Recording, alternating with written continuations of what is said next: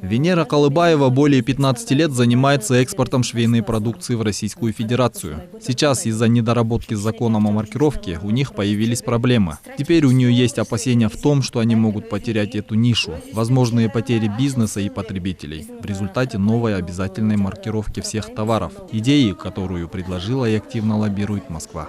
Есть такая информация, что малый и средний бизнес могут вовсе потерять бизнес. Ладно, крупные предприятия могут выжить, приведя всю свою документацию в порядок, ведь у них есть деньги. Малый и средний бизнес не могут конкурировать с ними в этом плане. Член торгово-промышленной палаты Асель Атабекова считает, что в Кыргызстане, особо не вдаваясь в детали, решили ввести обязательную маркировку.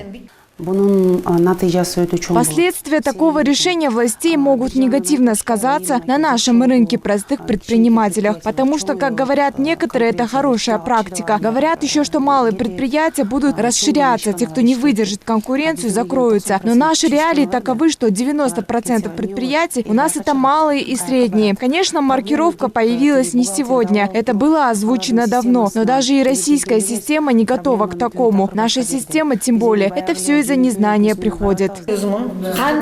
Директор Ассоциации рынков Дамира Дулаталиева сетует о том, что идея с маркировкой товара на сегодняшний день является проблемой для предпринимателей, которые поставляют товары в страны ЕАЭС. Со стороны правительства нет никакой помощи, и бизнесмены остались сами с собой. Хотелось бы обратиться к правительству в лице Министерства экономики, чтобы больше проводило с ними занятий, доводило до нас, где, еще раз повторю, до сих пор еще Мегаком не готова, чтобы выдавать там штрих-коды. Сотовый оператор Мегаком выступает лишь в роли агента, который был ранее определен правительством по итогам конкурсного отбора. Оператор национальной системы маркировки и прослеживания маркированных товаров с прошлого года ведут работы. И с 4 января этого года начали предоставлять коды маркировки для обувных изделий. На сегодняшний день проводятся работы по модернизации информационной системы. И планируется к концу этого месяца предоставлять коды маркировки для текстильной продукции, стоимость которого была определена со стороны правительства Российской Федерации. Заказы. Ключевой момент заключается в том, что коды маркировки для трансграничной торговли в части обувных товаров, легкой промышленности, шин, генерируются и поставляются оператором Российской Федерации. Мы в этом случае выступаем неким агентом, и через нас эти заказы кода маркировки поставляются сюда. Цена маркировки для данных видов товаров установлена решением правительства Российской Федерации. Они составляют 50 российских копеек плюс 20% НДС.